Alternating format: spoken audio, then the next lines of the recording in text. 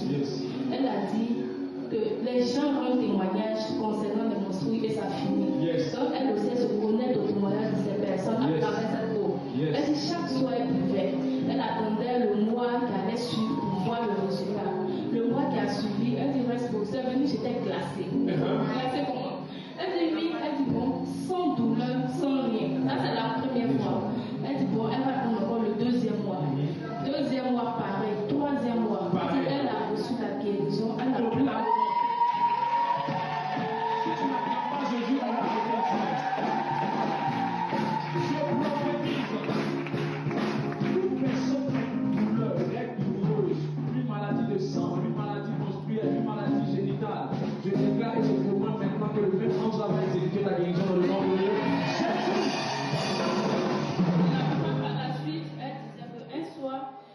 pendant son sommeil, elle se lève, elle sent plus son genou, c'est-à-dire ses deux genoux, où elle avait perdu l'usage, elle avait tellement mal. Bon, elle ne sait pas ce qui s'est passé.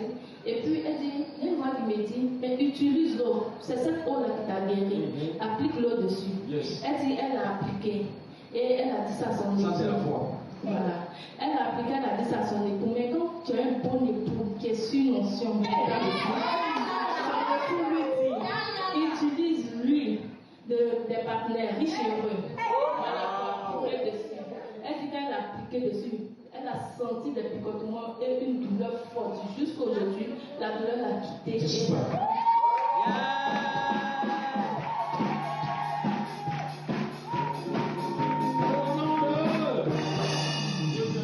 Deuxième témoignage. Les merveilles de la croisade. Voilà. Papa, il disait, je me rappelais que lorsque papa priait, il disait qu'il y avait des personnes ici, quand ils gagnaient de l'argent disparaissait parce qu'ils ne savaient vraiment pas comment ils dilapidaient cet argent. Et il disait qu'il avait un projet de déménagement. Il avait eu ce projet, mais rien. Le vendredi de la croisade, c'est là que tout a été fait.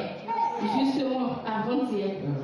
Il dit, quand papa a prié, il y avait une jeune dame qui était à côté de la dame s'est levée parce que papa a demandé à ce que les personnes viennent devant. Il dit, lui, il s'est assis bizarrement, mais la dame est partie. Mais l'onction n'a pas besoin que tu te lèves ou que tu t'asseyes. Il te trouve lorsqu'il te localise, quel que soit l'endroit, il vient à toi. Et aujourd'hui, dimanche à 13h, on appelle pour nous remettre une grosse somme d'argent concernant son déménagement. Papa, elle disait, septembre 2022, elle a fait une dépression qui a roulé durant 8 mois. Et elle a connu la communauté en février 2023, la terre promise, la terre de sa guérison, en février 2023. Elle dit, pendant ce temps, elle avait mis le désir de se suicider, parce qu'elle ne voulait vraiment plus avoir affaire à la terre. Quand elle a franchi les pieds ici, elle dit, ça a coïncidé avec un magnificat. Et quand elle est arrivée au magnificat, la prière de papa, elle dit, quand je suis arrivée à la maison, afin de se suicider, j'ai oublié. Et elle a été guérie complètement jusqu'au bout de la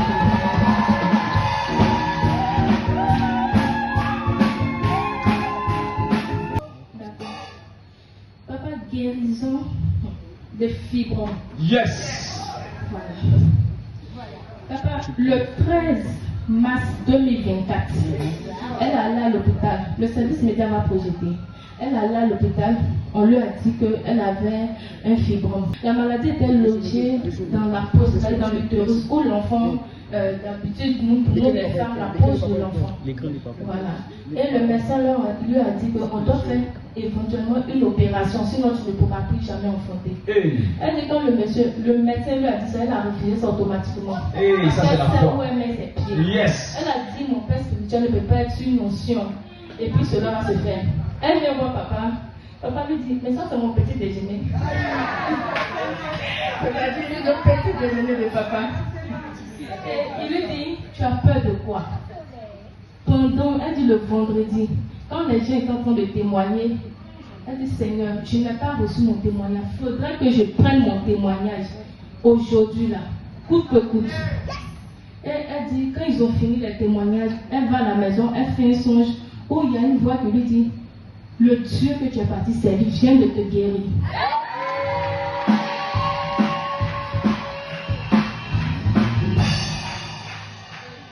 Et voilà, elle dit, quand bébé s'est réveillé. Aujourd'hui, nous sommes au 28, 4 mois. Hier, 27. Voilà la date. Hier, 27, 4 mois. Elle va faire une écho. On lui dit qu'elle n'a aucun doute.